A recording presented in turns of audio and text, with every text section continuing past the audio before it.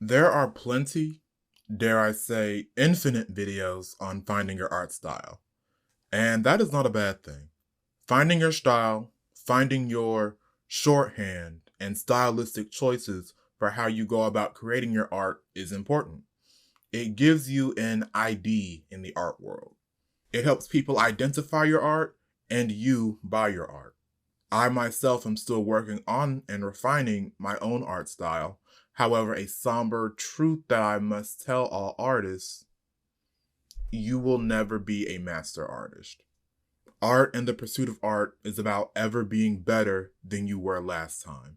And that is definitely not a bad thing, because there is a spark of joy and fulfillment that comes with growth and development of art, which is why I made this video. Because I'm going to be talking about theming your art. Funny, I did a search on YouTube and no one has made a tutorial about art themes yet. Art theming is mainly a topic in the fine arts sector.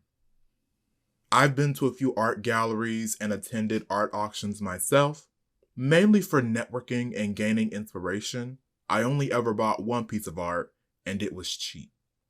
I could actually go on a whole diatribe about art investing, how rich people use art to store and accrue their wealth, the value of fine art being greatly appreciated and being sold for thousands, even millions of dollars. But I don't want any iron sights on me. The point being, the art's theme is the underlying message and concept of the art, as well as the emotions and values or beliefs that go into it.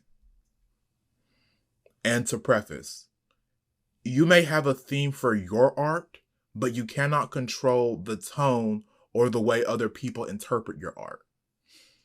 And with the principles of art and concepts of design, there are ways to profess, project, or elevate those feelings and emotions. But for the most part, art is subjective. If I were to make an analogy, your art style is your how, whereas your art theme is your why.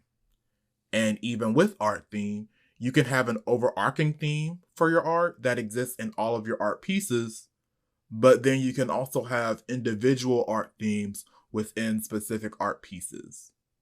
One piece can have multiple themes within it, or people can interpret your art differently. Let's look at my art. First and foremost, I am a 2D animator. And while I am a 2D animator, this video is for all artists: graphic designers, photographers, illustrators, even video editors and cinematographers. I've done digital paintings in the past, but for the most part, a major factor in my art is streamlining and simplifying for easy animation. Because where I'm at now in my journey, I am a small creator that is doing everything on their own. I don't have a team, yet sometimes I feel insecure or pressured to make as much art as possible. And that's a flaw I need to work on. But for the most part, many artists have these subconscious issues they don't voice that play into how they create their art. So already another factor in your art theme is your circumstance: what you have access to, what you feel, and what you're able to do in your present moment and state. If I were to name it myself, my art theme, my character designs, the animations I create, my pilot and world building, it's about possibility, potential, vision. Not the far-flung future, but what could be possible in 20, 30, maybe even 50 years from now. Your interests can also form your themes: what you like, what you enjoy, what you don't like and want to change. For me, I like high fantasy, but I also like cyberpunk. So I truly fell in love with Shadowrun and science fantasy, the blending of modern or advanced technology with magic. And that in and of itself has blended with my faith, which has become my overarching theme of potential. And so in my character designs and in the world I'm creating, it carries the theme and value of cultural modernity and ethnic futurism. It's hard to explain. Ask yourself, How would a group of people adapt and augment their attire for everyday wear? How would the youth make it easier to move and operate in their people's clothes? How would outfits be augmented for new and different environments? Would robes be turned into half robes or even just regular tops and t shirts? Would sleeves be cut off? Would you change pants for joggers or shorts? There are also micro themes and mini themes, but in regards to characters, that can be more so attributed to character design and sort of the psychology that goes into what the character wears and how they appear. Micro themes is just a shorthand phrase I came up with. Essentially, it's a specific theme, emotion, value, and or influence that the art piece has. Why a character dresses the way they do, why they may wear their hair a certain way, or what other affectations like jewelry or piercings say about a character. What colors you may use in a certain art piece, the strength in your lighting, the angle of your landscape, wanting to express the emotion of power, showing submission or longing, exposing vastness or emptiness.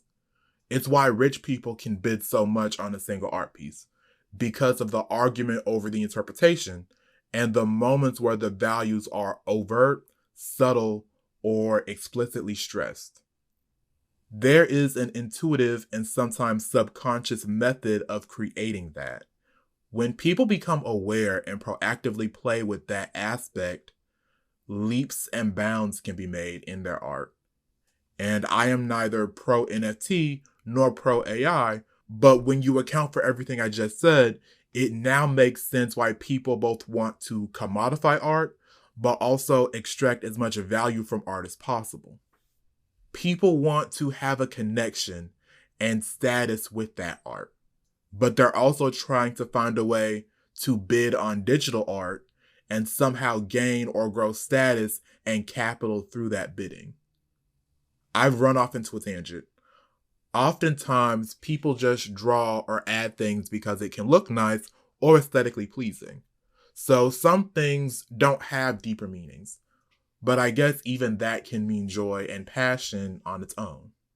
And in the end, that's why finding an art theme is important. Your theme is how you communicate, what you want to express, and how you reflect on the world around you.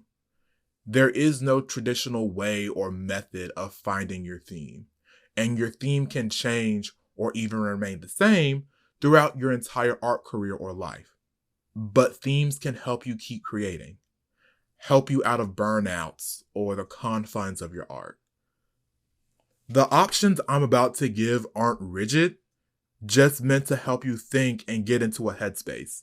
Because even I hate when people say, follow your heart, or you already know deep down. Advice like that is so cryptic. Ask yourself how you feel. Ask yourself what you like or don't like. Anything. It can be about yourself, the world. It can even be a meta commentary. Asking yourself what you do and don't like about your art. Ask yourself what you see, what you want to change, what you want to stay the same. Because it's about figuring out what your art is saying and what you want your art to say. And that will keep you creating art. It will keep you growing in your art, and it will help others connect with your art, with each other, and the world around them. People can trace art. People can steal art. People can pirate art or train AI with your art.